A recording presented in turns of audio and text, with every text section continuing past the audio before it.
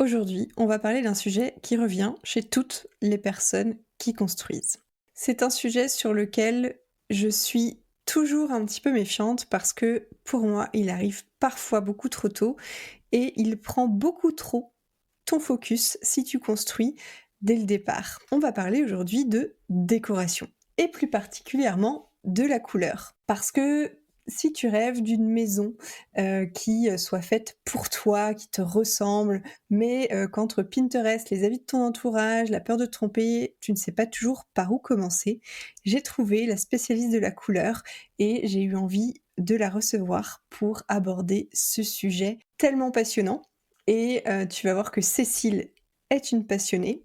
Donc Cécile, elle est décoratrice d'intérieur, elle a créé Maison Blush, elle a un podcast qui s'appelle Le pouvoir des couleurs et je suis ravie de l'accueillir pour parler déco, couleurs. Elle est spécialisée dans la psychologie des couleurs et elle accompagne ses clients au-delà du simple choix de peinture. Et dans cet épisode, on va notamment aborder ce que change la couleur dans une maison en termes d'émotion, d'ambiance, de confort. On va aussi évoquer les erreurs très fréquentes qu'on fait avec les couleurs, surtout par peur de se tromper. On va voir comment les couleurs pour les chambres des enfants peuvent être un vrai sujet. Dans la psychologie des couleurs, c'est quelque chose qui est très, très, très parlant. On va aussi parler de la culture des pays parce que, en fonction d'où on habite et de la culture du pays où on habite, les choix ne sont pas les mêmes. Et on va aussi te parler du moment auquel il est le plus opportun de parler sérieusement de décoration quand tu construis ta maison. Voilà, on va partager nos points de vue et tu vas voir, c'est hyper intéressant. C'est une interview que j'ai adoré enregistrer. On a plein d'exemples qui vont t'aider à déblayer ce côté couleur parce qu'au-delà de la déco et etc., le choix des couleurs, c'est vraiment un sujet. Donc, je suis ravie de recevoir Cécile pour parler de tout ça. Juste avant de lancer l'épisode, si tu m'écoutes depuis longtemps ou si tu me découvres et que l'épisode te plaît, profite des 5 secondes que tu peux avoir aujourd'hui pour aller mettre 5 étoiles sur Spotify, sur Apple ou sur n'importe quelle plateforme d'écoute. Ça m'aide beaucoup, ça m'encourage et ça me permet de faire venir des invités plus intéressants les uns que les autres qui nous parlent de leur expertise ou qui nous parlent aussi de leur aventure de construction. Et tu peux aussi partager l'épisode s'il te plaît et viens me dire par message ce que tu as pensé de mon échange avec Cécile. Je te laisse avec l'épisode du jour et je te dis à bientôt. Bonjour, c'est Gwenola. Bienvenue sur le podcast où on parle maison neuve, construction, projet de vie. J'ai créé Chérie on construit pour toi qui veux faire construire ta maison. Entre les contrats, le choix du terrain, les plans, le budget, le timing et tout ce que tu entends, tu te sens perdu ? Je te comprends. Tous les 15 jours, je te partage ici mes conseils concrets et des réflexions pour te permettre de bien préparer ton projet.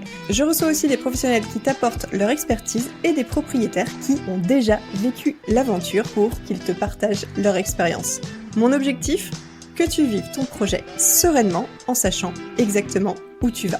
Prêt à construire ? Je te laisse avec l'épisode du jour. Bonne écoute! Aujourd'hui, on va parler d'un sujet qui passionne beaucoup de gens qui construisent. C'est d'ailleurs souvent la première chose à laquelle tu penses quand tu lances ton projet, c'est la décoration. On va parler plus particulièrement des couleurs et aujourd'hui, je reçois Cécile. Bonjour Cécile, comment ça va ? Bonjour Gwenola, ça va très bien et toi ? Ça va, je te remercie. Je suis super contente de te recevoir. Je te suis depuis un moment. Donc, tu es décoratrice d'intérieur depuis 2 ans maintenant. Tu as créé le compte Instagram Maison Blush. Tu as aussi un podcast qui s'appelle Le pouvoir des couleurs, qui est très chouette à écouter. On en reparlera.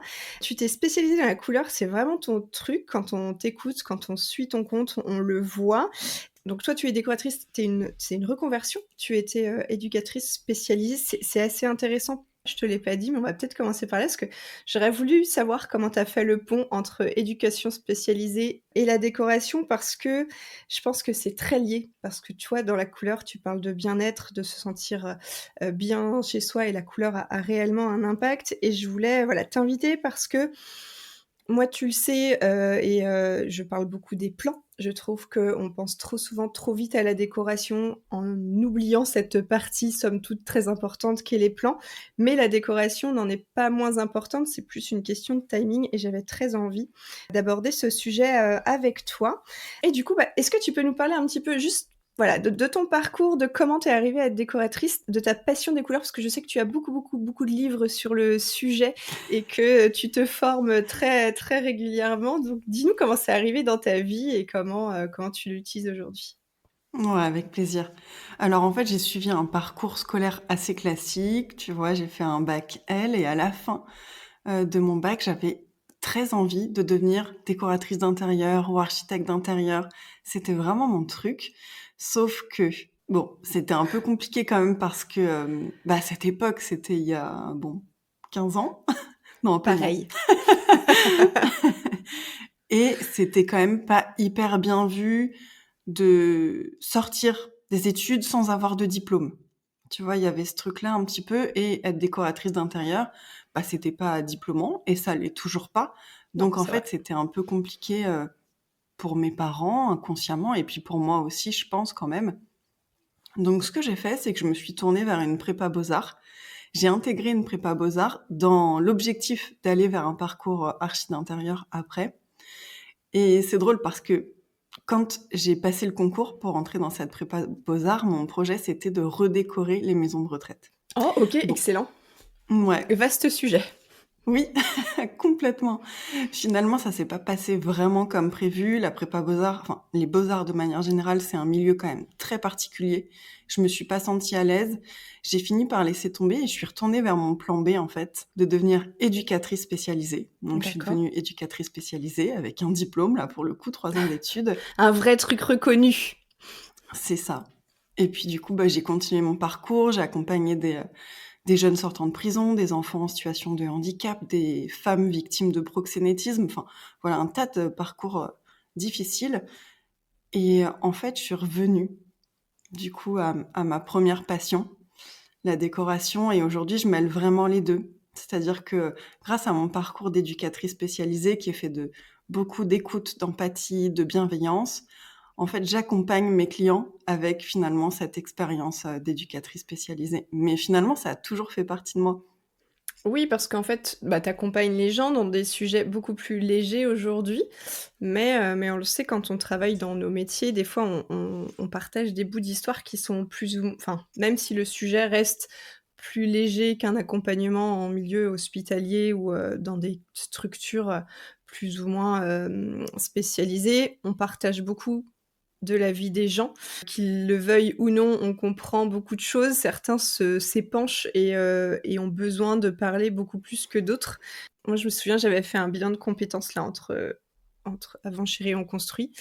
Il y a pas grand-chose qui a changé parce que j'ai pas changé complètement d'orientation, mais la personne m'avait dit: «Mais en fait, même si tu fais pas un travail dans la santé ou dans des choses comme ça, aujourd'hui, tu aides quand même déjà les gens, tu es déjà dans l'accompagnement» et j'avais jamais fait le rapprochement, tu vois? Moi, je suis pas infirmière, je suis pas, médecin, et cetera et quand elle m'avait dit ça, j'avais fait: «Ah oui, c'est vrai quand même».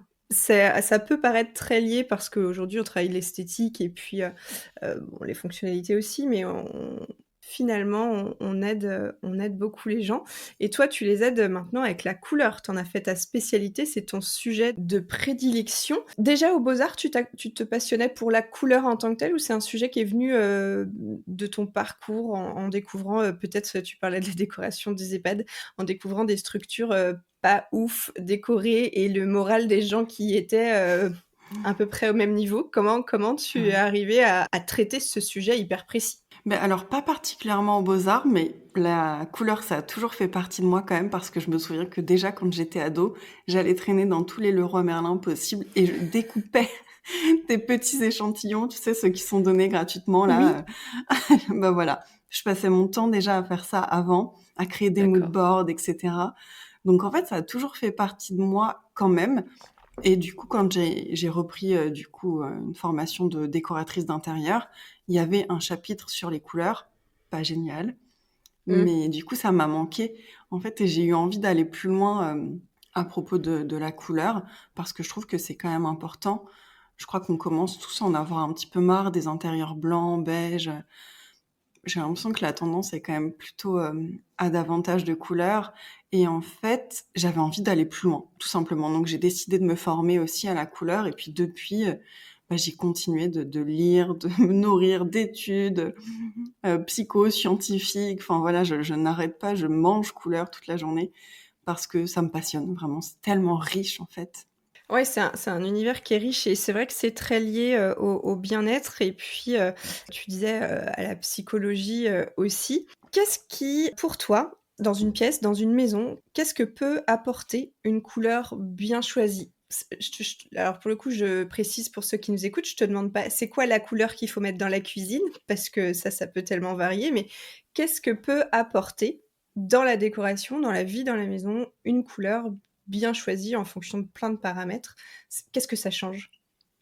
Mais ça change plein de choses. Déjà, ça change l'ambiance, tout simplement, au sens large, tu vois. Et après, ça peut apporter différents effets positifs. Ça dépend un petit peu de la couleur qu'on choisit, pourquoi on l'a choisie, mais forcément, ça change l'ambiance, ça apporte du bien-être. En fait, ça fait du bien, finalement, ça nous nourrit, ça nous soutient de manière consciente ou inconsciente. Et je pense que c'est vraiment un plus, finalement, c'est juste un plus, la couleur dans la vie. Donc oui, après, il faut la choisir, bien la choisir, avec intention, avec raison, avec équilibre aussi. Mais ça change la vie, je pense, en fait, tout simplement. Mettez des couleurs dans vos vies. Ouais. Tu lis souvent, les couleurs dans tes épisodes, sur tes posts Instagram, les couleurs aux émotions avant, de choisir, voilà une finition, satinée, mate, ou un papier peint, quelconque. Tu le lis souvent à une émotion. Tu expliques aussi dans tes épisodes d'aller chercher quelle émotion on veut ressentir. Est-ce que tu peux nous en dire un petit peu plus sur ce sujet-là? Ouais, mais c'est précisément ça. En fait, chaque couleur va apporter des effets positifs différents et certains effets négatifs aussi. Mais attention, la couleur, elle provoque pas vraiment d'effets négatifs, mais elle peut renforcer un petit peu des traits de notre personnalité. Ça, c'est vraiment important à comprendre. Et par les longueurs d'onde des couleurs, donc au sens vraiment scientifique, les Ouais. couleurs vont nous apporter différents effets positifs en venant stimuler différentes zones de notre cerveau, en fait. Et donc, c'est pour moi la base de mon travail, c'est-à-dire que quand je rencontre des clients, la première question que je leur pose, c'est: «Qu'est-ce que vous voulez ressentir dans cette pièce?» Et d'ailleurs, des fois, c'est pas toujours facile. On me répond souvent: «Je veux que ce soit cocooning, je veux que ce soit chaleureux». OK, c'est bien, C'est un peu vague. mais c'est trop vague. C'est ça, Mmh. on va aller un petit peu plus loin, on va creuser un tout petit peu. Comment vous voulez vous sentir quand vous entrez dans votre maison? Là, c'est l'entrée. Est-ce que vous voulez vous sentir apaisé, au contraire énergisé? Enfin, de quoi vous avez besoin ici? Et à partir de ça, finalement, il y a une sorte de tri qui s'opère entre les couleurs parce qu'elles vont pas répondre aux mêmes besoins. Donc ça, c'est vraiment la base de mon travail. C'est à partir de l'émotion, du besoin, aller chercher quelle couleur va correspondre. Et puis, bien sûr, après, il y a quelle nuance de couleur, et cetera. Enfin, plus ou moins foncé, clair, grise. Bref. Oui. Après tu affines quoi, en fonction de ce que les gens veulent ressentir chez eux. Quand tu arrives chez des personnes, ou quand tu interviens, sur leur habitat, c'est quoi les 1res erreurs que tu vois? Il doit y avoir un point commun, une erreur ou 2 que tu vois très, très, très souvent, des essais plus ou moins ratés et c'est pour ça que les ou plus ou moins réussis, on sait pas, ça dépend quel sens on veut le prendre, mais qui font que les gens viennent te voir parce qu'en fait, voilà, on a essayé, en fait, c'est nul, on a fait comme sur Pinterest, mais ça marche pas, help! Comment, c'est quoi les erreurs les plus courantes pour lesquelles les clients, viennent te voir? Bah, il y en a plein, il y a beaucoup enfin, il y a beaucoup de choses en même temps, je trouve que, tu vois, c'est que les gens ont essayé quand même et c'est déjà bien. Oui. Mais parfois, ça provoque aussi l'effet inverse où on se dit: «Bah, j'ai essayé de mettre de la couleur, en fait, c'est vraiment pas pour moi la couleur». Donc tout ça, il faut démêler, mais la première chose, je pense que c'est de choisir un blanc pur pour ses murs, parce que le blanc pur, c'est quand même froid, c'est dur, c'est un peu clinique et Mmh. pour le coup, ça fatigue. En fait, le blanc pur a des effets négatifs. Donc ce serait déjà à la place de choisir juste un blanc coloré avec une toute petite pointe de couleur, ça peut être un orange, ça peut être un blanc coloré un peu jaune, juste ça. Ça permet d'adoucir quand même un petit peu, l'ambiance et d'être dans quelque chose de plus chaleureux. 50 nuances de blanc. Moi, je me Oui. souviens, j'avais fait découvrir à un collègue, c'était au Québec. Alors lui, il était dans les ressources humaines, tu vois? C'était pas son truc et un jour, je sors un nuancier et je lui dis: «Ben, voilà, faut qu'on choisisse le blanc». Il dit: «Bah, blanc, c'est blanc». Je dis: «Bah, non, non, blanc, c'est pas blanc» et je lui montre, je dis: «Regarde, tu vois, tu il dit: «Ben» et là, je l'ai perdu. Tu vois, dans ses yeux, c'était la panique, mais d'où le blanc, c'est pas blanc et d'où il y a plusieurs nuances de blanc. Qu'est-ce que c'est que ça? Ça sortait complètement de son sujet, mais c'est vrai qu'il y a plein de sous-tons qui font pas que ta pièce a l'air rose ou jaune, mais un sous-ton qui va te changer l'ambiance. Mais complètement. Et puis, en fait, ce qu'on oublie, c'est que le blanc pur, normalement, c'est destiné plutôt à la sous-couche ou à quelque chose comme ça. Ouais. Parce que quand on regarde les nuanciers professionnels, il n'y a pas de blanc pur, en fait. C'est toujours un blanc avec des sous-tons. Donc ça, c'est la première chose, je pense, à travailler. Et après, il y en a une que je vois très fréquemment aussi, c'est de peindre, par exemple, le plus grand mur. On se dit, bon, bah celui-là, c'est le plus grand mur de la pièce, on va le peindre. Mais pas forcément, en fait. Je dis toujours qu'il faut trouver une raison pour peindre un mur. La bonne couleur au bon endroit pour la bonne raison. Ça, c'est un peu mon credo. Et en fait, quand on change, juste ce truc-là, en fait, cette réflexion, quand on trouve une raison à la couleur d'être là, c'est beaucoup plus logique, c'est beaucoup plus facile à vivre aussi, et on est beaucoup plus confiant aussi et sûr de notre choix, même après avoir peint. Donc ça, c'est vraiment important. Et je rajouterais une troisième erreur qu'on fait tout le temps pour les Dis-nous, personnes dis-nous, qui sont on veut pas... savoir. c'est de choisir une couleur dans un magasin de bricolage. Ça, c'est toujours Avec des catastrophique, en néons, fait. Mais c'est avec ça, des néons dégueulasses. voilà. Parce que du coup, les couleurs, elles sont éclairées par des néons très blancs. Et en fait, ça n'aura jamais, jamais le même rendu chez soi. Parce que chez soi, on a une lumière naturelle, on n'a pas cette lumière hyper forte, blafarde. Et donc, on me dit tout le temps, on a essayé ça, mais en fait, ça rend pas du tout comme je l'avais imaginé. Bah Du coup, non. je suis super déçue. Bah ouais, en fait. Et c'est dommage, c'est dommage parce que on fait tout ça, en fait, c'est facile à faire. Enfin, mais moi, je suis passée par là, c'est normal, en fait. Oui. Mais voilà, juste Oui, parce qu'on essayer. est tenté. Il y a tous les échantillons, il y a les petits morceaux, il y a les couvercles des pots qu'on regarde, on se dit: «Bon, ça va le faire». Mais tu vois, je donne la même chose, comme enfin, choisir les couleurs chez soi, c'est bien parce que voilà, des fois, c'est pas toujours évident pour certains matériaux de les ramener chez soi, mais moi, j'essaye un maximum, de dire à mes clients quand ils vont choisir, par exemple, leur carrelage, leur porte de cuisine et cetera. Je dis: «Mais, en fait, on va dehors». Tu vois, quand j'accompagne des clients sur les choix de matériaux, donc Mmh. vraiment pas la choix de peinture, mais le choix du carrelage, la cuisine. On regarde dans le magasin un truc qui nous plaît, puis après on ouvre une porte du magasin ou on sort devant avec tous nos petits, enfin petits ou grands, ça dépend, Oui, des fois. morceaux, des fois c'est un peu grand et on va voir dehors à la vraie lumière, en dehors. En plus dans les magasins, vous avez soit des lumières blafardes comme tu dis, soit il y en a des fois une jaune. Genre il y avait plus d'ampoule, du coup on ils ont pris la jaune et Ouais. du coup, bah, on sait même en se retournant de pas grand chose, on sait même pas quelle couleur est-ce qu'on a dans les mains. Donc ouais, choisir à la lumière naturelle et si possible chez soi, effectivement. Ça c'est vraiment des points et le grand mur, je trouve ça hyper intéressant parce qu'on voit souvent, bah, sur les réseaux sociaux qui influent beaucoup, c'est un grand mur peint, mais comme tu dis en plus, si on a peur de la couleur, quelle idée! Mais alors une petite niche ou un petit mur ou un arrière-plan peut être, une manière aussi de décorer, donc c'est hyper intéressant Mmh.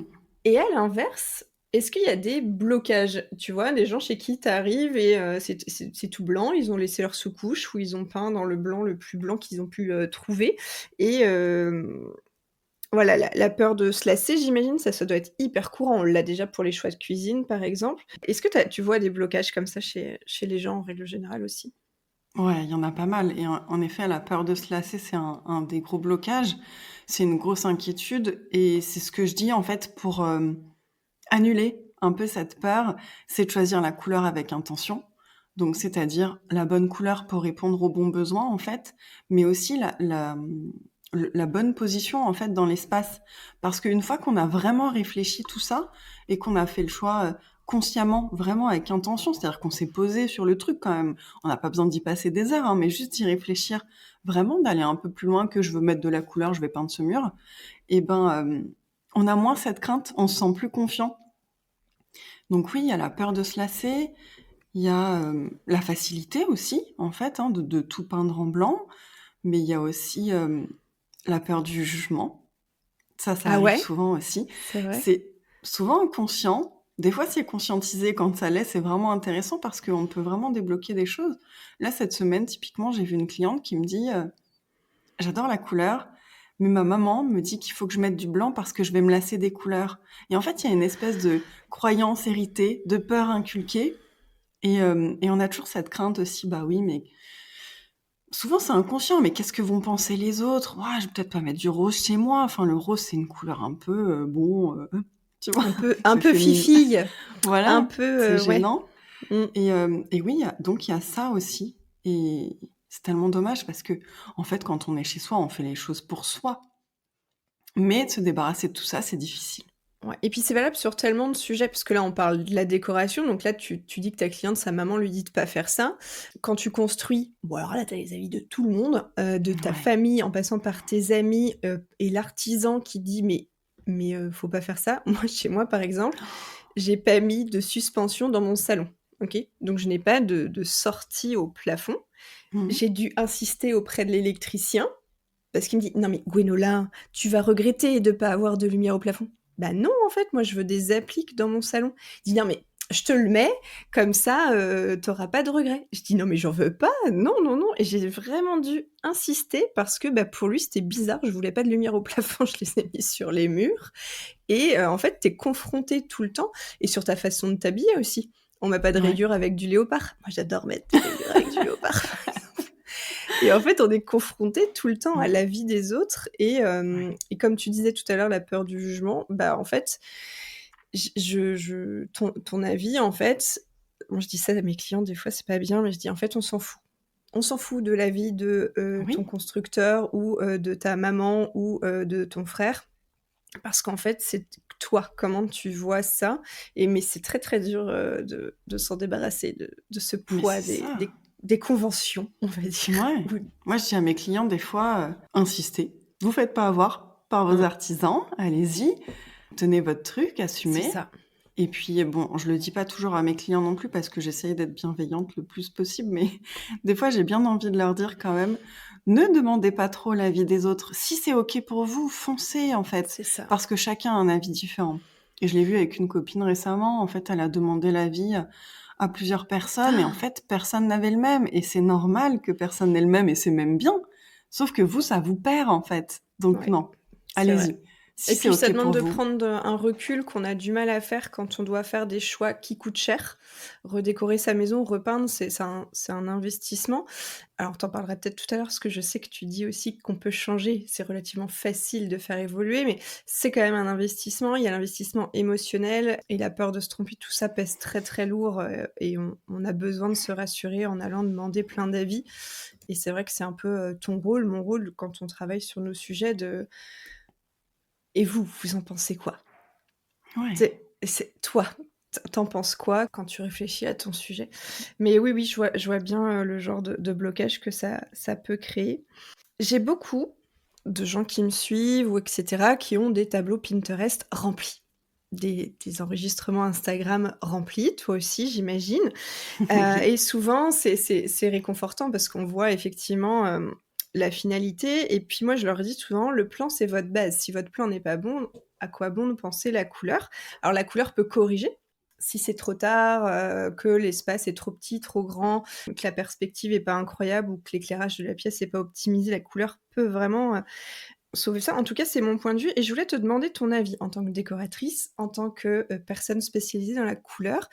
Qu'est-ce que tu, penses de ce que je dis moi à mes clients voilà, de travailler son plan avant de penser à sa déco, même si c'est lié, la déco peut arriver après. J'aurais bien voulu entendre ton point de vue là-dessus. Ouais.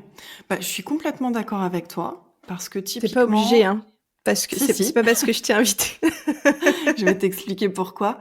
En fait, typiquement dans un coaching, déco, par exemple, voilà, 1 heure et demie, on se voit, on discute un petit peu, des couleurs et cetera de la pièce. Bien souvent, il m'arrive d'avoir des clients qui viennent juste de construire ou qui sont en cours de construction et cetera, qui veulent bosser un peu sur les couleurs. Et il m'arrive parfois d'avoir des clients qui n'ont pas encore choisi leur aménagement. Donc bon, le plan est fait, la maison est parfois construite, mais l'aménagement est pas encore vraiment pensé. Et c'est ce que je te disais juste avant, j'aime bien quand même trouver des raisons à la couleur d'être là, et l'aménagement peut faire partie de ces raisons. Et donc je leur dis, sans aménagement, pour moi, c'est compliqué quand même de vous guider. Parce que si dans un salon, vous savez pas précisément où vous allez installer le canapé, ni comment, c'est difficile d'être définitive, en fait, sur la position de la couleur. Donc oui, je trouve que c'est important. Après, je pense que parfois, ça peut aider aussi, tu vois, de créer des tableaux Pinterest, de Ah, c'est une réfléchir. aide incroyable, c'est sûr. Ouais, c'est un soutien, en fait, pour les Mmh. personnes qui sont en cours de construction, de projet. Mais en même temps, je vois très souvent quand même le projet qui évolue. C'est-à-dire que, voilà, ça y est, on va faire construire, on a trouvé la maison, on réfléchit à des idées, on a créé plein de tableaux Pinterest et puis, en fait, au fur et à mesure qu'on avance, on se dit: «Bah non, non, ça, en fait, ça va pas, je veux plutôt faire ça comme ça». Donc c'est un processus aussi et ça peut prendre le temps que ça prend. Mais bon, pourquoi pas en parallèle, tu vois? La recherche C'est d'inspiration. vrai. Ouais. Mais je trouve que le choix des couleurs doit venir aussi après le plan et éventuellement après l'aménagement aussi. Bon, en même temps, ça va souvent ensemble, Oui, mais oui. Après, pour la effectivement. question, est-ce qu'il faut peindre immédiatement, une fois qu'on arrive dans la maison? Ah oui, puisqu'on en a parlé tout à l'heure et ça, c'était, une question que je voulais te poser, ouais. Ouais. Ouais. Ça, c'est une question que j'ai depuis longtemps parce que souvent, les gens choisissent beaucoup leur peinture avant enfin voilà, la déco, elle est quasiment finie. Il y en a qui se font aider co de personnes comme toi, qui choisissent les couleurs. Mais, moi, j'ai vu des gens se tromper parce qu'ils avaient pas, j'ai des copains, par exemple, ils ont choisi un blanc, mais un blanc cassé. Et ils avaient pas anticipé le fait que leur parquet chêne naturel qui allait foncer, parce qu'un chêne, naturel fonce quand on le met dans la maison et du coup leur blanc a l'air presque jaune et avec la lumière, la pièce pleine ouest donc et cetera, ils le disent, hein, c'est un peu craqué sur le choix de la peinture et moi je conseille toujours d'attendre mais c'est un peu, on l'entend peu ce conseil d'attendre parce que, des décoratrices, ont envie de travailler pour des clients, donc elles vont pas forcément le dire et oui, effectivement, c'était la question que je voulais te poser, donc tu fais bien de l'amener parce que est-ce que c'est bien d'attendre ou est-ce qu'il faut tout planifier à avance dans ses choix de couleurs? Il y a pas de bonne réponse, tu vois, à cette question. Je pense que c'est vraiment comme, le client le sent dans son Mmh. projet. Je pense qu'on peut faire les 2. Si, le client ressent qu'il a besoin d'attendre, d'être dans la maison, d'y vivre et cetera pour faire ses choix, moi je suis complètement OK avec ça. Mais s'il a envie de s'y mettre tout de suite pour avoir une maison qui est «prête à vivre» entre guillemets, je dis Mmh. pourquoi pas aussi. Je rencontre beaucoup, beaucoup de clientes qui arrivent 2, 3 ans après avoir emménagé chez elles et qui me disent: «Bon, voilà, on s'est dit qu'on allait attendre, d'avoir vécu un petit peu dans la maison et en fait, là, on est 3 ans plus tard, on n'a toujours rien fait et en fait, j'en peux plus, j'en ai marre, j'ai l'impression d'avoir jamais habité cette maison. J'ai l'impression que du coup, elle est pas vraiment à nous». Ah, Donc c'est tu terrible vois, ça. ouais, franchement, ça, c'est vraiment un truc qui me brise le cœur à tous les coups. Et je trouve que, voilà, si vous avez envie de le faire, faites-le. Et il y a plein de manières de sécuriser nos choix. Typiquement, moi, quand je commence à travailler avec des clients, je leur présente toujours plusieurs blancs colorés. Et je Oui. leur explique quel est le sous-ton et pourquoi, enfin, qu'est-ce que ça va créer, tu vois. Donc, il y a toujours un sous-ton jaune, un sous-ton orange, un sous-ton jaune orangé même. Enfin, voilà, il y en a plein. Et en fait, à travers les choix de matériaux qui sont faits, à travers la taille des fenêtres, mais aussi à travers l'exposition des pièces, Oui. moi, je sais, en fait, comment ça va impacter, la couleur et du coup, je peux guider mes clients vers le meilleur choix pour eux. Mmh. Globalement, quand on choisit un blanc avec un sous-ton jaune, ça le fait jamais. Parce qu'en fait, ça nous renvoie un petit peu à ce jaune, tu sais, des années 2000 là, qu'on a mis un peu partout Le parce que coquille d'œuf. oui, c'est ça. Et en fait, ça marche pas, on n'en peut plus et puis c'est pas hyper, joyeux non plus, c'est pas hyper chaleureux, même si le jaune, c'est une couleur chaude. Donc tu vois, je pense qu'on peut complètement, envisager les 2 et on a des manières d'y réfléchir, de savoir comment ça va influencer, l'aspect de la couleur au final, tu vois? Oui et puis il y a peut-être, l'astuce aussi, si, parce que la couleur typiquement, même si on a choisi un certain blanc, avant de l'appliquer, on peut aussi, maintenant certaines marques le font, commander, des mini pots. Alors ça, c'est facile à conseiller quand on habite dans la maison, mais peindre un A4 ou un A3 avec cette couleur, le changer de mur en fonction des moments. Donc quand on est en chantier, c'est un peu plus compliqué, mais si on va se balader, on peut très bien laisser les échantillons affichés un petit peu sur le placo et voir un petit peu comment, comment ça réagit. Et puis oui, le comparer aussi aux matériaux. Puis après, c'est vrai qu'aujourd'hui, avec les 3D, on peut aussi se projeter.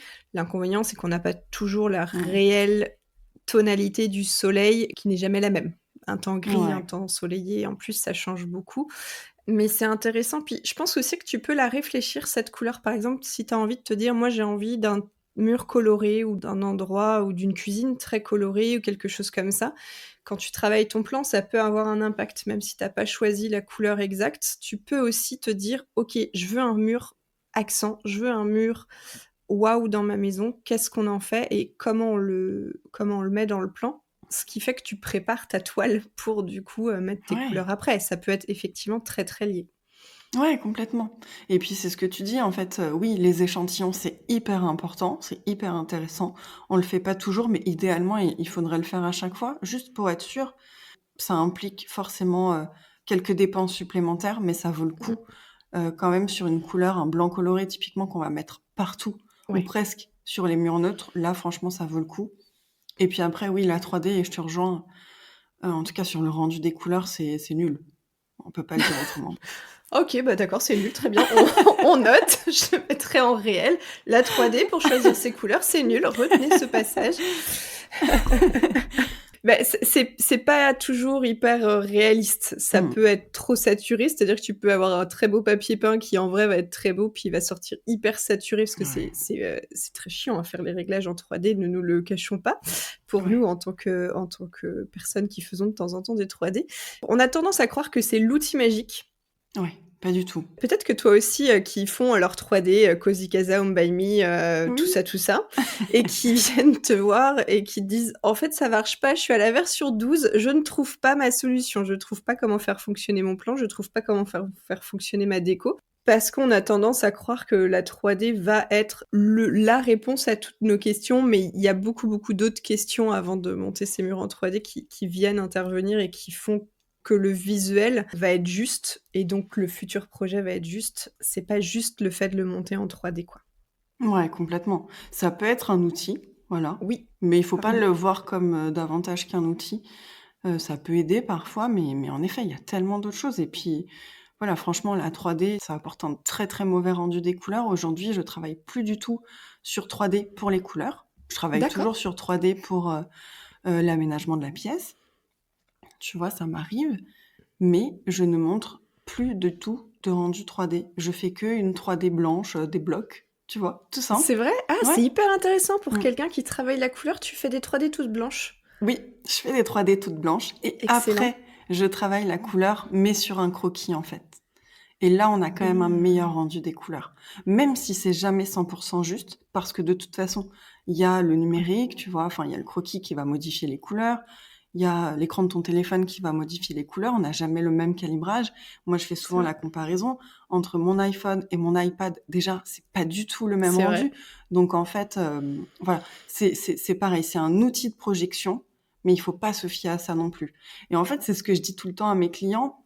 Dans mon cas, mais bon, peut-être que toi aussi tu vas t'y retrouver. En fait, je leur dis: «Le plus difficile pour vous, c'est de me faire confiance» et ça, c'est pas évident et je Ça, c'est pas évident, ouais. ouais, je le reconnais franchement, mais là, il va falloir me faire confiance parce que moi, j'ai le nuancier sous les yeux, parce que je sais par rapport à tous les éléments de votre pièce, ce que ça va donner Mmh. et puis après, je leur dis toujours: «Voilà, de toute façon, au moindre doute, faites des tests» et ce que je dis aussi, c'est, «Je veux que vous soyez sûrs à 100%, je veux que vous soyez confiants, en fait, pour le faire, sinon le faites pas parce que c'est sûr que ça va pas fonctionner».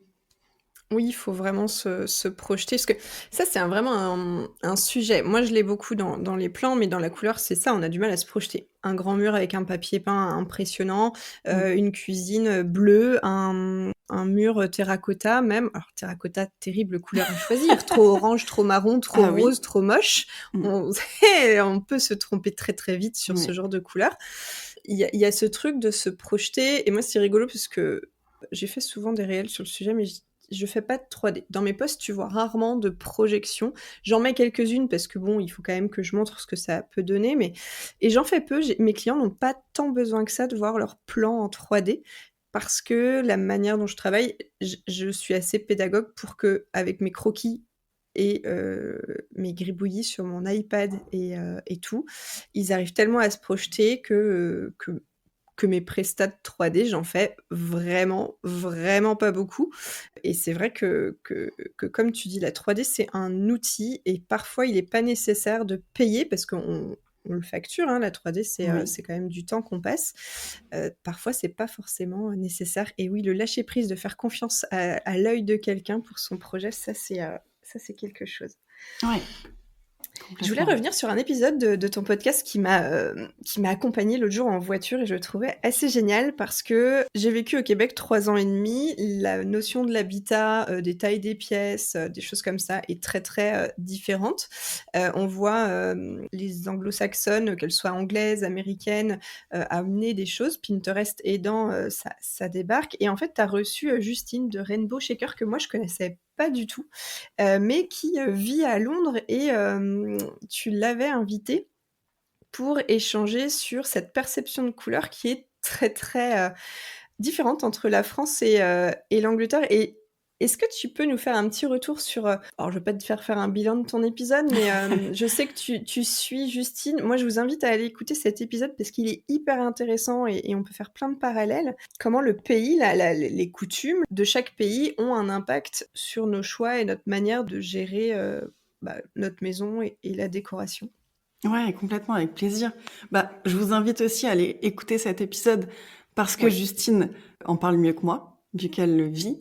Mais ce Oui, qui c'est m'a vrai, elle fait le vraiment... pont entre les 2. Oui, c'est ça. Oui, parce qu'elle travaille encore un petit peu à Paris et puis elle est française, donc en fait, elle voit bien la différence entre les 2 et ce qu'elle dit enfin, ce qui m'a frappé le plus, je crois, parce qu'on sait quand même globalement que les Anglais sont un petit peu plus audacieux dans leur Ouais. décoration, dans leurs, vêtements et cetera. Mais vraiment ce qui m'a frappé, c'est d'apprendre que les magazines déco, en Angleterre sont totalement différents des nôtres. Je veux dire, l'Angleterre, c'est juste à côté quand même. Et Oui. pour autant, nous, on a énormément d'intérieurs beige, blanc, très épurés, alors qu'eux montrent d'autres choses en fait. Et donc, mine de rien, ça influence forcément, les magazines, Pinterest, Instagram, tout ce qu'on voit au quotidien nous influence énormément et c'est pour ça qu'on en est là aujourd'hui. Alors qu'eux, finalement, ont d'autres influences et c'est hyper intéressant. Et ce qu'elle disait aussi, Justine, c'est que, ils vivent dans un pays quand même où il fait gris la plupart du temps, il pleut Ouais. beaucoup et cetera et en fait, ils semblent trouver un réconfort quand même dans les couleurs et dans l'audace qu'ils amènent à leur intérieur aussi parce que c'est hyper important quand même. On passe énormément de temps chez Chez nous soi. et nous, voilà ce qu'on en fait. Et puis les Anglais, voilà ce qu'ils en font, c'est complètement différent. Alors aux États-Unis, je pense que on s'approche un petit peu quand même de notre culture. Au Québec, je sais pas trop s'ils sont plus audacieux, mais aux États-Unis, ils sont quand même assez réservés sur les couleurs, un peu comme chez nous. Mais l'Angleterre, Mmh. c'est vraiment frappant finalement. Ouais, les Anglais ont toujours un petit, grain de folie supplémentaire pour plein de sujets. Tu vas dans un pub, c'est pas la même ambiance que dans un bar chez nous. Enfin, je veux C'est dire, clair. Ça un dépend soir lequel, de mais match, c'est encore, pire, on va passer, ça. Mais au Québec, c'était alors moi, ça fait quand même 11 ans maintenant que je suis rentrée. Moi, ça m'avait marquée parce que je vivais dans une ville qui était très perdue à 6 heures au nord de Montréal, donc personne ne connaît, quand j'en parle parce que bon, le Québec, à part Montréal et Québec, c'est peu connu, donc 6 heures au nord, pour vous dire, c'était, même pas à la moitié de la hauteur du Canada, si tu veux, bref et j'étais arrivée là-bas et je trouvais à l'époque, alors c'était très en retard. Ils étaient encore dans du marron. Le blanc de base peint dans les maisons, parce que je travaillais déjà dans les maisons neuves, à l'époque, c'était un espèce de taupe un peu jaune, un peu, moi j'étais en PLS, tu vois? Française qui arrive au Québec et là j'étais: «Mais vos cuisines, elles sont marron, pourquoi?» Tu vois? mmh, Alors que le marron revient, mais c'était vraiment, marron, tu as l'impression d'être chez ta grand-mère. Alors moi je fais ouais. attention à ça dans les films américains, tu en vois en fonction du personnage qui habite cette maison, je reconnais ces traits-là. Donc c'était 6 heures au nord de Montréal. La déco à Montréal, c'est encore autre chose et puis les réseaux sociaux sur la déco étaient pas aussi puissants qu'aujourd'hui, il y a 15 ans, 13-14 par là, quand je suis partie. Donc tu avais moins ce mélange parce qu'aujourd'hui, tu vois des stations café partout sur Pinterest pour mettre ta machine à café, etc. Moi, je vois ça depuis un moment parce que je suis beaucoup d'Anglaises depuis 15-20 ans sur YouTube qui ont fait leur maison et j'ai découvert ça là et maintenant c'est partout sur Pinterest. Donc je pense que ça on sait que Pinterest pardon, et Instagram uniformisent vachement, mais ça c'est un truc. Et ce matin, tu vois, je regardais l'émission de Architectural Digest, tu sais, où ils vont visiter des maisons. Et ce matin, l'épisode que je regardais, c'était celui avec, je crois qu'elle s'appelle Michelle Dockery, l'actrice qui joue Mary dans Downton Abbey. Ouais. Et en fait, elle montre sa maison, donc je crois que c'est à Londres, et elle met, il y a beaucoup de bleu, il y a du rouge dans toutes ces pièces, soit de la peinture, soit une porte, soit un meuble. Tu regarderas parce que j'ai pensé à toi du coup, parce qu'on se voyait cet après-midi, et l'épisode est assez fascinant parce que c'est à la fois sobre et chic, mais t'as énormément de couleurs au travers toute sa maison. C'est pas aussi flyé que certains intérieurs qu'on pourrait imaginer. Mais il n'y a pas une pièce où il n'y a pas de couleurs, donc tu disais les magazines anglais sont pas du tout comme les nôtres. Est-ce que tu en as? Tu es abonné à des magazines anglais? Est-ce que tu suis Rainbow Shaker et Justine, donc du coup tu dois avoir une inspiration. Est-ce que ça t'influence? Est-ce que tu essayes de sortir des zones de confort de tes clients en leur montrant ça? Alors, je m'inspire beaucoup sur Pinterest quand même, mais D'accord. j'essaye d'aller chercher d'autres inspirations. Mais bon, après, avec mon algorithme aujourd'hui, Pinterest me C'est propose quand même beaucoup de choses beaucoup de colorées. couleurs. Ouais. Mais je suis pas du tout de presse étrangère, non. Je connais pas les magazines là-bas, mais ça pourrait être intéressant à aller regarder, ouais, justement, parce que... Alors, je suis un petit peu de décoratrice aux États-Unis. Je vois que c'est quand même très, très neutre, comme chez nous. En Angleterre, ça pourrait valoir le coup, ouais. Alors là, la tendance californienne, contrairement à ce qu'on voit sur Pinterest, c'est pas blanc et tout le tintouin. Là, c'est beaucoup on revient aux matières brutes, des carrelages très travertins, très pierre, très tout ça. Les cuisines sont très vite en bois. Quand c'est blanc, c'est des blancs cassés qui vont tirer soit sur le verre, soit sur un genre de grège, des choses comme ça. C'est très très fin. Donc le style californien, il est pas du tout ce qu'on peut trouver sur les réseaux sociaux. Et ça fait 5-6 ans que c'est le cas. Il y a une décoratrice que tu peux suivre que j'aime beaucoup, tu la connais peut-être déjà, c'est Émilie. Je la suis depuis tellement longtemps. À l'époque, elle avait un style, c'est très rigolo parce que j'ai regardé son style changer. À l'époque, il y a 15 ans, son style, c'était un mélange d'art déco, de pop de couleurs. Donc elle était californienne, etc. Et aujourd'hui, elle a un style, on va dire, farmhouse Ah oui, pop. Emily Anderson, je sais pas si tu la ok. suis. Non, ça me dit Tire à rien. voir, je pense que son style peut te plaire. Là, elle vient de publier La maison de son frère, qui est très vert. Je vous invite à aller voir son compte, c'est hyper intéressant. Donc, elle est américaine. Et elle, tu vois, elle a un style bien à elle depuis très très longtemps. Et oui, t'as raison, il y a un côté très sobre quand même chez les Américaines que les Anglais n'ont pas. Tu vois, tu disais tout à l'heure que les Anglais, ils ont beaucoup de couleurs parce qu'il fait gris chez eux. Dans les pays du Nord, il fait pas jour très longtemps. Enfin, les journées en hiver sont très courtes. Et pourtant, ils ont des intérieurs hyper beige, la tendance Oui. scandinave là qu'on a eu. Alors c'est moins aujourd'hui, mais je trouvais ça très très blanc. Comment, quand on vit dans un pays très froid où il y a de la neige, où on vit effectivement beaucoup à l'intérieur, comment ils trouvaient ce style? Alors je sais qu'ils jouent beaucoup sur les matériaux, mais tu connais un peu ce style-là ou pas du Un tout? petit peu, ouais. Mais en fait, ils travaillent plutôt sur l'ambiance, parce que c'est pareil, ils passent énormément de temps chez eux aussi, parce Bah qu'il oui, fait très froid, il fait très sombre, etc. Mais eux, ils travaillent plutôt sur l'ambiance, sur les matières, exactement ce que tu d'accord. dis, et beaucoup sur les lumières aussi. Des petites lumières d'ambiance, il y en a partout, des guirlandes, des bougies, tout ça. Mais oui, en effet, il y a peu de couleurs. Peu de couleurs aussi chez eux, alors que, ouais, pour autant, ils pourraient se permettre l'audace des Anglais, justement.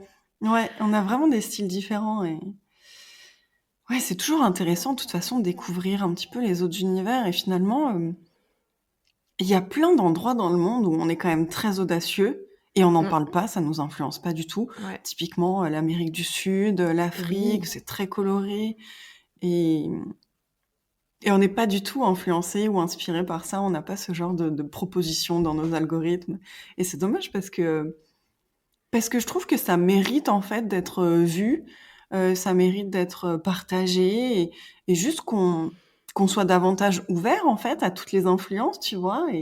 Et je pense que ça nous permettrait, j'en parlais justement dans un épisode de podcast, d'augmenter un tout petit peu notre référentiel couleur. Tu vois, l'autre jour, je traînais sur Instagram et j'ai vu donc une nana que je suis qui a acheté 2 tissus, un beige et un tout petit peu coloré. C'était un jaune, mais assez neutre quand même, tu vois? Et elle disait: «Bah, D'accord. peut-être que celui-là, pour une banquette dans l'entrée, il est trop audacieux». Et en fait, on a tous vraiment notre référentiel par rapport à la couleur. Et alors moi, si je te donne ma pensée brute, c'est bah non, c'est pas du tout audacieux. Tu peux carrément te Oui, permettre, tu vois. Alors que pour d'autres, ça l'est un peu plus audacieux. Et je comprends complètement. Et je pense que tu vois, on a ce référentiel de couleur et qu'on peut l'augmenter en fait au fur et à mesure.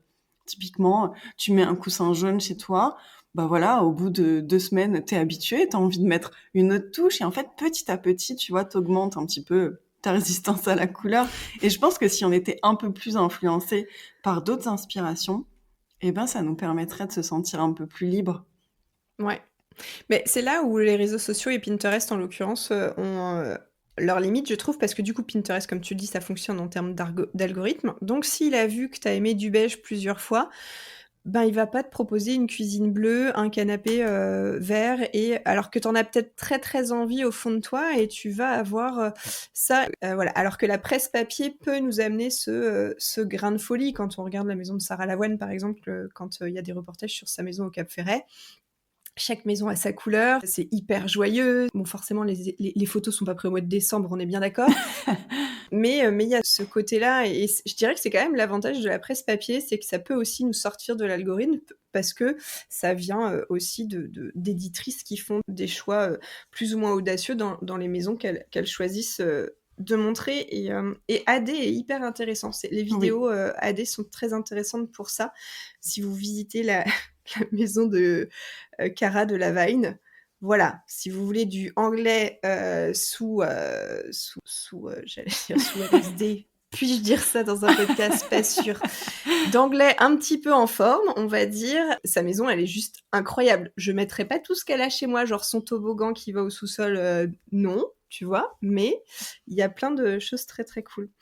Et ouais. il y avait un autre sujet que vous abordiez, avec Rainbow, Shaker et vu que j'ai écouté en sachant qu'on se voyait aujourd'hui, je me suis dit: «Il faut absolument que je réaborde ce sujet» parce que je le trouvais très intéressant. Vous avez parlé de la décoration pour les enfants, Ouais. et en l'occurrence de leur choix de couleur. Les enfants, c'est un sujet. Quand on construit une maison, on va forcément penser à la chambre des enfants. On la veut plus ou moins grande. Il y a la team: «Moi, je veux que mes enfants, ils aient une maison, une chambre de 12, 14, 15 mètres carrés parce que je veux qu'ils aient de la place. Il y en a d'autres qui vont dire non, mais 9 mètres carrés, ça suffit parce que de toute façon, ils restent pas dans leur chambre. Alors, moi, j'ai jamais les enfants au rendez-vous quand on parle de plans, mais souvent, ils sont trop petits. Je voulais ta vision sur les choix qu'on fait pour eux ou qu'on laisse faire parce que c'était aussi très différent avec l'Angleterre.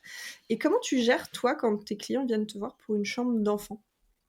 Alors, de la même façon que je gère avec des adultes, c'est-à-dire que je pars d'eux, tu vois, de leur Ouais. personnalité, de leurs besoins, en fonction de comment ils sont, vus par leurs parents quand même la plupart du temps, hein. Mmh. C'est-à-dire, bah, ma petite fille, elle est plutôt introvertie ou alors au contraire, c'est un garçon qui a beaucoup d'énergie. Enfin, c'était très stéréotypé ce que je dis, mais bon, vous Ça avez peut être compris l'idée. l'inverse. Complètement, ça peut être tout à fait l'inverse. D'ailleurs, j'ai eu récemment un petit garçon qui est justement très introverti et qui a besoin aussi de s'ouvrir un petit peu. Donc, bref, à travers, ces traits de caractère, plus ou moins forts, on va aller chercher ceux qu'il faudrait renforcer, ceux qu'il faudrait calmer un petit peu, histoire de trouver un équilibre aussi dans son bien-être. Et puis, j'aime bien dire à mes clients aussi de les faire participer au choix, dans une moindre mesure. C'est-à-dire qu'on va pas montrer 3 références de roses, par exemple, Oui. voilà, on peut faire ce choix-là, mais en tout cas sur, par exemple, un papier peint, montrer les visuels, une couleur aussi au sens large, tu vois? C'est important. Et je crois aussi que les enfants, en fait, ils savent intuitivement ce dont ils ont besoin. Et du coup, j'invite aussi très souvent, les parents à leur demander, bah, à propos des couleurs: «Qu'est-ce que votre enfant dit? Quelle est sa couleur préférée?» Alors, ça arrive très souvent que ça varie parce qu'en fait, un enfant, bah, ça évolue très vite. C'est vrai, ils changent vite ces petites choses. Ouais, mais je trouve que c'est vraiment important de les impliquer aussi et d'en discuter avec eux. Même si c'est juste de parler de couleurs, globalement, voilà, c'est important. Et ce que je trouve aussi très important avec les chambres d'enfants, en fait, on m'a dit On m'a dit quelque chose une fois et ça aussi, ça m'a brisé le cœur, tu vois? C'est le genre de phrase que j'ai du mal à entendre. C'est: «J'ai décoré la chambre de ma fille, telle année et l'année d'après, il a fallu tout changer». Bah, ouais, mais en fait, il y a certainement une raison à ça et c'est ce que je viens de dire, en fait, les enfants, ils évoluent très vite et du coup, ils ont besoin quand même d'un univers qui les soutient et si on va pas, créer l'univers qui soutient un enfant, bah, on va certainement pas le faire pour nous. Enfin, en fait, c'est hyper important, l'évolution d'un enfant, son apprentissage et Mmh. cetera. C'est essentiel pour moi donc les chambres des enfants sont vraiment très importantes et d'ailleurs, très souvent dans mes coachings, on me parle souvent des chambres des enfants avant les chambres des parents. Donc c'est que quand même, mes clients, la plupart du temps, ont cette conscience-là et tant mieux.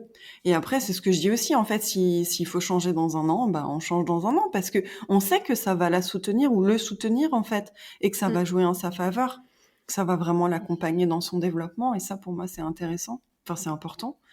Et pour revenir aussi un petit peu à ce qu'on disait tout à l'heure, tu vois, c'est normal d'évoluer. Pour des enfants comme pour des adultes, c'est normal Oui. de changer, c'est normal d'avoir envie d'autres choses, en fait, de changements. Il faut déconstruire ça. Tu vois, je dis souvent, on s'habille pas comme on s'habillait il y a 10 ans et c'est normal, en fait. On a juste évolué, on a changé de style, on n'a plus les mêmes besoins. Typiquement, des fois, quand on arrive dans une maison, on a besoin de cette énergie, c'est un nouveau départ, on a envie de mettre du jaune partout, voilà, on est dans la joie et cetera, dans l'excitation et puis, en fait, quand on finit par se poser, bah, on a des besoins différents. Donc c'est normal aussi d'avoir envie de repeindre et c'est OK, en fait, il faut juste accepter ça et voilà, ça fait partie du processus de la vie, tout simplement. Si tu as grandi dans une chambre avec une frise éléphant et que tu l'as mal vécu, repense à ça quand tu penses à la décoration de ton fils et qu'il te dit qu'il en peut plus. Voilà, Ouais, voilà, très juste, bien. je le place comme ça. Je veux juste revenir sur ce que tu disais au tout début, de ta réponse à la question. Tu disais, une petite fille introvertie ou un petit garçon très introverti. Est-ce que concrètement tu peux donner voilà, il y a un petit garçon très introverti, quelle couleur, je dois pas mettre et au contraire, j'ai une petite fille ou un petit garçon, très, très, énergique trop, on n'en peut plus, quelle couleur il faudrait pas mettre et à l'inverse, vers quel ton aller? Est-ce que tu peux nous donner ces 2 exemples concrets, le non en fonction, d'un introverti et le essayer ça pour voir et pareil pour le très, très énergique? Ouais, alors si on a un enfant introverti, c'est le bleu qu'il faut éviter tout de suite parce que le bleu, il a tendance quand même à nous amener, à nous renfermer sur nous-mêmes, à être Mmh. beaucoup dans la mélancolie, dans ses pensées et cetera donc le bleu pour moi, c'est non pour un enfant, fille ou garçon introverti, timide, voilà, ça marche avec tous ces traits de caractère-là qui se ressemblent. Au contraire, on peut aller vers des couleurs qui invitent davantage à s'ouvrir, en fait, aux autres. Donc les couleurs chaudes, hein, plutôt du jaune ou du orange, tu vois? Ça, c'est des couleurs qui vont stimuler un peu, la zone de la communication dans notre cerveau, donc ça peut être intéressant à aller chercher, par exemple. Hyper intéressant. Et pour un enfant ou une enfant qui a tendance à être un peu trop énergique, bah, déjà, on va éviter le rouge d'office, surtout pour les enfants TDAH particulièrement et même les Ouais. adultes d'ailleurs. Mmh. C'est vraiment la couleur à éviter qui va, du coup, renforcer un peu cette problématique, en fait, d'hyperactivité ou de trop d'énergie, si c'est pas de l'hyperactivité et aller plutôt vers des couleurs douces. Le vert, typiquement, le vert, c'est une couleur qu'on peut adopter dans toutes les situations à peu près. C'est une couleur qui est au centre du spectre chromatique, c'est vraiment la couleur de l'équilibre. Elle est ni chaude ni froide, elle a c'est une couleur un peu magique, elle a pas vraiment d'effet négatif, en fait. Comme le Ah rose. intéressant. Comme le Ouais. rose, OK. Le rose, c'est une couleur un peu magique aussi, en fait, c'est du rouge qui est atténué. Du coup, ça reste une couleur chaude quand même avec sa chaleur, mais sans les effets négatifs du rouge, avec cet effet de stress, d'énergie et cetera, tu Mmh. vois? Donc ça, c'est assez facile et du coup, si on a envie de calmer un peu cette énergie, voilà, on peut garder du rose, par exemple, si on a envie de conserver quand même une belle énergie, mais en même temps pas trop plein ou du Ouais. vert pour équilibrer tout ça. Ça peut être du bleu aussi, mais voilà, attention aux autres traits de caractère, du coup, il faut que ça s'équilibre bien et que ça en renforce pas d'autres. Donc c'est pour ça que c'est important de prendre aussi, l'enfant ou l'adulte dans sa globalité, en fait, avec tous ces traits de caractère, qu'il a du qu'il accepte, qui sont plus difficiles à accepter et faire C'est le tri dans tout intéressant, ça. mmh. de poser une réflexion, sur la décoration en fonction du trait de caractère de ses enfants. C'est vrai qu'on le ferait peut-être pas naturellement, on aurait tendance à se fier au goût et tu disais tout à l'heure, un enfant va aller vers ce dont il a besoin. Mais est-ce que, par exemple, un enfant introverti va pas aller naturellement vers le bleu ou un adulte parce que justement il est introverti dans cet état de repli sur soi? Est-ce qu'on n'est pas des fois aussi attiré par les couleurs qui sont liées à l'état dans lequel on est, dans lequel on se sent et du coup, faudrait peut-être, plutôt lui dire, «Ben, je sais que tu aimes le bleu, mais on va essayer une autre couleur». Tu vois? Comment tu fais quand tu vois que quelqu'un, enfant ou adulte, en face de toi est attiré par une couleur et il tout ce qu'il t'a dit avant font que tu te dis: «Faut pas mettre de Mmh. bleu parce que ça va pas le faire». Comment tu fais pour justement sortir de cette attirance vers une couleur ou un élément qui serait pas adapté parce que tout ce que tu sais sur la psychologie de la couleur? Ouais, bah, alors complètement, oui, oui, bien sûr, ça peut arriver qu'un enfant ou qu'un adulte soit attiré justement par une couleur qui va compléter un peu ce trait de caractère, jusqu'à ce qu'on l'ait conscientisé, en fait, je crois. Tu vois, en tant qu'adulte, en tout cas, hein, pas en tant qu'enfant. Mais du coup, oui, c'est vrai qu'il faut faire attention à ça, tu as complètement raison. Et du coup, pour sortir de ça, quand j'accompagne mes clients, bah, je leur dis, en fait, tout simplement, cette couleur, elle va renforcer ça chez votre enfant ou chez vous. Donc il faut qu'on fasse attention, en fait. Moi, je vous conseille plutôt d'aller vers ces couleurs-là, pour ces Mmh. raisons-là, parce qu'elles vont vous apporter ça et ça et ça. Et pourquoi c'est intéressant, en fait, pour vous, finalement, pour votre bien-être et votre équilibre. Donc en fait, simplement, je reprends la psychologie des couleurs pour déconstruire et amener vers autre chose. Et en fait, avoir cette base, tu vois, cette connaissance, en fait, de la psychologie des couleurs qui est quand même, prouvée par des neuroscientifiques. Aujourd'hui, il y a de nombreuses études là-dessus. Oui. En fait, ça remet du concret, tu Mmh. vois? Et ouais, c'est ça et finalement, il y a même pas besoin de les convaincre, en fait, parce que c'est clair et c'est logique. Oui et puis c'est beaucoup de pédagogie. Oui. Expliquer, voilà, tu partages aussi tes connaissances pour ça. Quand on construit sa maison et beaucoup donc potentiellement les gens qui nous écoutent, voilà, ils rêvent d'une maison et un des mots qui revient souvent, tu me diras si pour tes, clients c'est pareil, ils cherchent un refuge, un cocon, un endroit où on se réfugie, où on élève ses enfants, qui devient un petit peu notre protection, pour plein de choses. Comment la couleur, elle peut contribuer à nous faire sentir en sécurité dans notre chez nous? Et est-ce que tu as un exemple concret de un cas client, par exemple, où tu as fait un shift, de couleur, peu importe la couleur de base et la couleur qui a été mise après, qui a changé et l'atmosphère de la maison et la manière dont les gens, s'y sont sentis? Enfin là, je t'ai posé 2 questions en une, bah, débrouille-toi. Alors, la première question. Quelle couleur va accentuer et faire, enfin le sentiment de sécurité, de refuge, de cocon Ouais. qu'on Ah peut oui, rechercher dans sa maison? OK, j'ai retrouvé le fil. J'avais bien Alors vu que je t'avais perdue. oui, j'avais déjà oublié la première. Non mais t'inquiète, je parle beaucoup trop. Alors, en effet, on dit tout le temps: Je veux que ma maison, ce soit, mon cocon, mon refuge» et ça l'est. Clairement, hein, ça l'est. Enfin, c'est difficile la vie extérieure, tout ce qui se passe, partout dans le monde en ce moment, tout ça, c'est très anxiogène. Donc Mmh. évidemment que notre maison, c'est un refuge, un cocon, voilà. Mais une fois qu'on a dit ça, il faut qu'on aille plus loin, en fait. Oui. Et c'est comme je te disais tout à l'heure avec le mot cocooning, en fait, c'est des mots valises, Mmh. clairement, et on peut y mettre plein de choses. Donc, OK, on va aller un peu plus loin. OK, l'enveloppe, votre maison, son enveloppe, c'est votre cocon, votre refuge. On va travailler maintenant un peu plus en précision, un peu plus en profondeur, tu vois? De quoi vous avez besoin? Enfin, voilà, ce que je te disais au début de l'épisode aussi, en fait, hein, quand on traverse cette pièce, de quoi on a besoin? Et je demande aussi souvent, j'ai une petite question qui aide parfois. Quand vous invitez des gens, comment vous avez envie qu'ils se sentent dans cette pièce? Alors ça marche pour Mmh. les pièces de vie, hein, pas vraiment pour les chambres, sauf pour les chambres d'amis. Mais tu vois, déplacer un peu la question, ça permet aussi de réfléchir autrement. Donc, voilà, il y a plein de petites astuces comme ça pour travailler un petit peu sur l'intention, les besoins, l'ambiance. Donc ça, c'est la première chose et pour la deuxième question, typiquement en fait, je vais te donner mon exemple parce que c'est le plus facile, je trouve. Je suis Oui, arrivée dans mais cette maison. Ça te va? oui, ça me va, vas-y. Là, c'est une maison que tu as achetée avec ton chéri Oui, c'est ça. et ça fait combien de temps que vous êtes dedans? 3 ans OK.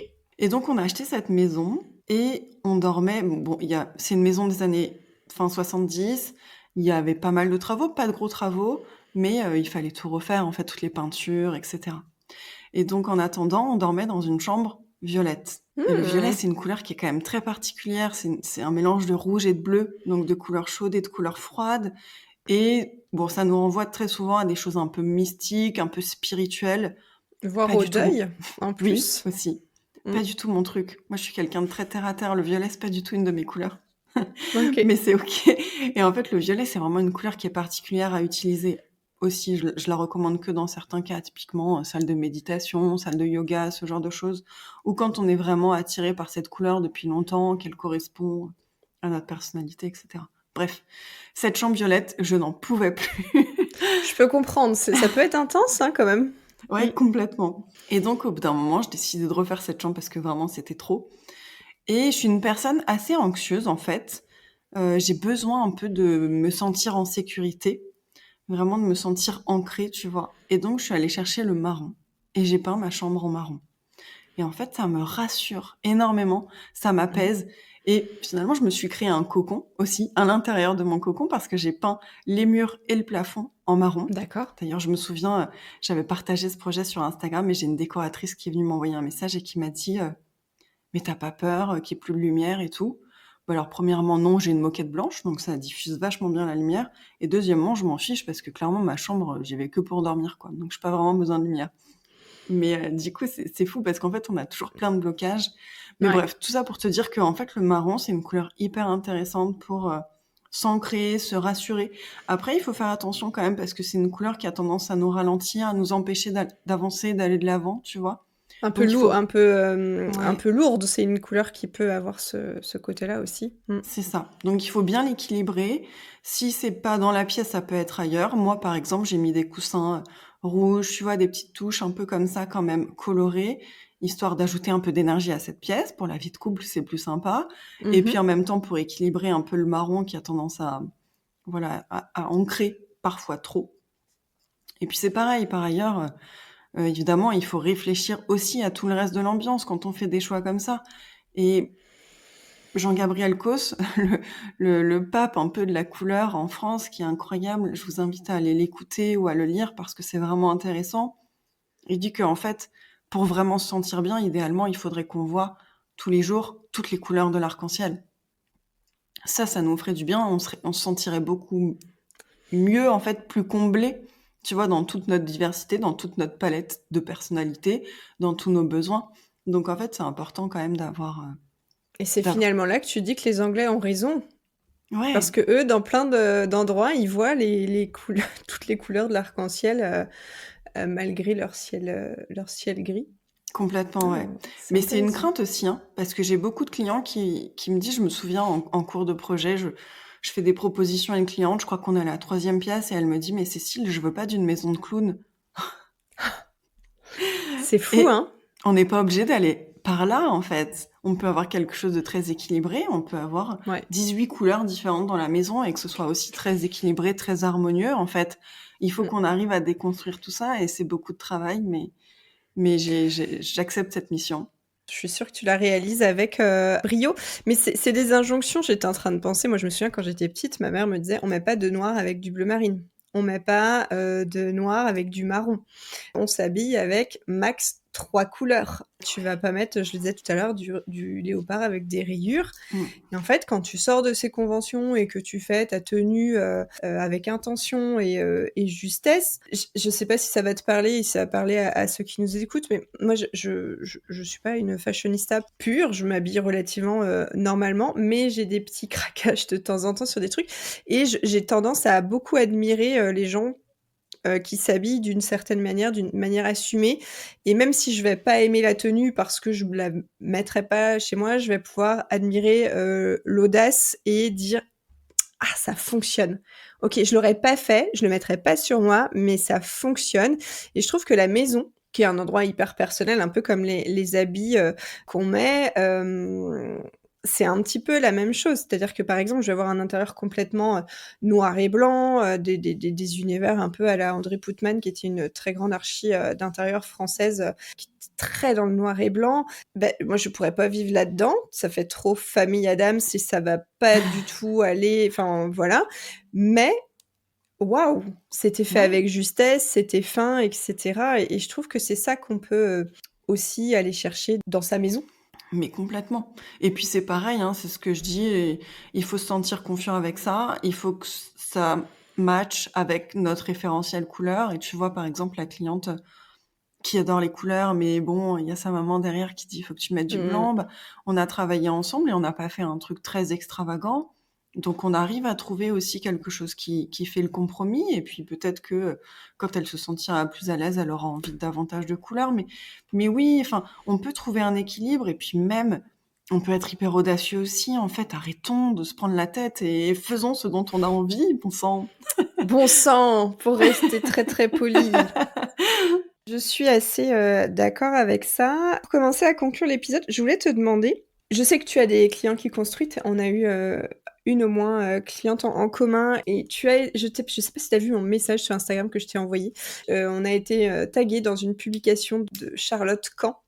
Oui, On fait partie des podcasts et comptes qu'elle suit pour préparer son projet de construction. Et donc je sais qu'on a des potentiels clients, en tout cas des gens qui sont dans des projets de construction qui te suivent aussi. Pour quelqu'un qui construit sa maison, qui pense déjà à la déco, est-ce que tu peux nous donner les clés pour bien réfléchir à ce sujet-là quand on pense à son projet de maison, mais aussi à quel moment il est judicieux pour toi de s'y pencher sérieusement, voire te consulter, parce qu'il y a des moments où ça va être trop tôt et il y a des moments où ça va être peut-être trop tard. Est-ce que tu peux encore une fois, 2 questions en une. Pardon, pardon. je vais y arriver. En Oui. fait, il y a quelque chose que je trouve intéressant, tu vois, dans ce qu'on a déjà dit tout à l'heure, c'est cette recherche, un petit peu cette inspiration constante dès le début du projet. Moi, je trouve que ça, c'est intéressant quand même. C'est-à-dire que dès qu'on le sent, on peut commencer à s'inspirer. Et en fait, c'est un conseil que je donne très souvent à des clientes, c'est de, tu vois, commencer à créer des tableaux Pinterest, mettre un maximum de choses, vraiment un maximum de choses qu'on aime, sans se restreindre, vraiment. Oui. Et ça peut être des intérieurs très neutres, ça peut être des intérieurs très colorés. Si ça vous plaît, mettez-le. Et petit à petit, faites du tri. Parce que comme ça, vous allez voir un petit peu que vous allez avoir vraiment ce qui reste, ce qui vous plaît vraiment, en fait. C'est-à-dire que moi, j'aime bien dire, créer un tableau Pinterest. Et je sais pas, une fois par semaine, vous retournez dedans, vous ajoutez des trucs, vous supprimez des trucs. Et en fait, Mmh. petit à petit, vous allez découvrir un petit peu vraiment ce que vous aimez, votre style, etc. Donc ça, je pense que ça peut être fait à n'importe quel moment. Après, pour commencer à vraiment travailler sur les couleurs, je trouve que c'est bien quand même d'avoir travaillé le plan. Enfin, honnêtement, j'ai pas de clients qui viennent me voir avant ça. Donc, OK. euh, le travail sur le plan, c'est essentiel. Je Je suis suis complètement d'accord. d'accord avec toi. Mais oui, c'est essentiel. L'aménagement, c'est encore mieux. Et à partir de l'aménagement, en fait, c'est beaucoup plus facile de trouver des raisons d'ajouter de la couleur. Et Mmh. du coup, de trouver des positions aussi. Tu vois, quel mur, pour quelles raisons, etc. Complètement. Donc voilà, moi j'irais après, une fois que la maison est, enfin une fois que vous avez le plan déjà, et une fois que vous avez déjà commencé à réfléchir à l'aménagement, tu vois, sur quel mur on met le lit, sur quel canapé on met le lit. Oui, tu peux mettre un canapé sur un lit, enfin un lit sur un canapé, mais du coup, non, en Ouais. fait. On voit qu'il est quand même vendredi 16h. Ouais, bah et puis tu vu BNI ce matin, donc tu t'es levé beaucoup trop tôt et je Exactement. comprends. Ouais. Donc, où on met le canapé, sur quel Mmh. mur, est-ce qu'on le met au centre de la pièce, enfin voilà, toutes ces questions-là. Ouais. Donc, c'est bien quand même d'avoir des idées d'aménagement avant de vraiment y réfléchir. Après, on peut commencer à réfléchir à la couleur, mais sans vraiment décider de l'emplacement ou Oui, de la nuance, en fait. d'imaginer l'ambiance avant de l'appliquer. Ouais. Pour le coup, tu vois, quand moi je travaille, c'est intéressant ce que tu dis, parce que tu dis plan, aménagement, couleur. Grosso modo, c'est un petit peu les étapes et c'est vrai, sauf que moi, la manière dont je travaille, c'est que je travaille l'aménagement pour faire le plan. Ok. Et c'est comme ça que je travaille avec mes clients. C'est-à-dire Ouais. qu'on parle fonctionnement, circulation, comment tu veux, alors moi, c'est pas comment tu veux te sentir, même si ça fait partie parfois des questions selon les clients, mais c'est aussi comment tu veux fonctionner, comment tu vis, où tes enfants font tes devoirs. Et donc en fait, le plan, quand moi je le travaille avec mes clients, on sait où va aller le canapé, on sait où va aller la télé, parce que on sait que là, il y aura une bibliothèque. On sait pas à quoi elle va ressembler exactement, la bibliothèque, mais on sait que ça va être là.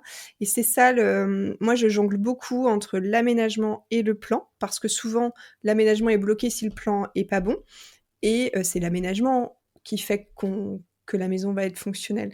Donc moi, je lis beaucoup plan et aménagement. Et toi, c'est rigolo parce que du coup, tu viens lier l'aménagement avec la décoration et la Ouais, couleur. complètement, mais c'est hyper intéressant ce que tu me dis, en fait.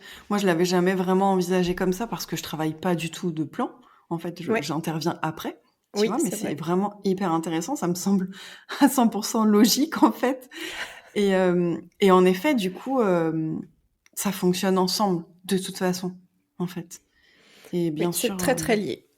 ouais, c'est ça. Et moi, de toute façon, et quand j'interviens, le plan, il a déjà été fait. Donc, en fait, Mm. tu vois, il nous reste plus qu'à savoir comment on positionne. Mais en effet, si tes clients le savent déjà, en fait, c'est chouette. Bah, oui, après c'est une manière très, très particulière, mais moi je suis designer d'intérieur depuis plus de 15 ans maintenant. Je fais des plans, tu vois, au Québec, je faisais déjà des plans et donc ça fait 14 ans, que je suis partie vivre là-bas. On est resté 3 ans et demi. Donc moi je fais des plans depuis très, très longtemps, mais du point de vue de l'intérieur de la maison et c'est ça, qui change l'approche et qui amorce en fait tous les sujets que toi tu abordes et c'est pour ça que je voulais te recevoir parce que je trouve que c'est, hyper complémentaire. L'un va pas trop sans l'autre, mais tu peux pas te passer si ton plan est nul, la couleur va venir aider, va venir, compenser et je disais ça au départ, mais tu vas pas venir corriger des cloisons en choisissant une couleur et donc Ouais, c'est aussi l'étape d'avant. complètement. Eh ben, c'était hyper intéressant d'échanger avec toi. Est-ce que je peux te demander une, petite phrase qui résumerait ton regard sur la couleur dans la maison? Comment Cécile, de Maison Blush, résumerait la couleur dans la maison? La bonne couleur, au bon endroit, pour la bonne raison. Et c'est tout ce travail-là, en fait. Faut que tu t'en fasses un t-shirt. Ah ouais, super idée. Moi, je vais me faire des t-shirts, Le plan, c'est la le plan, base. c'est la base, ouais. Ouais, non, c'est vraiment ça. Ou Et une tasse. on réfléchit à ces 3 étapes-là, mais ça fonctionne ensemble. Eh ben, écoute, un grand merci. Pour ceux qui veulent aller plus loin avec toi ou te suivre, donc on te retrouve sur Maison Blush, qui est ton compte Instagram.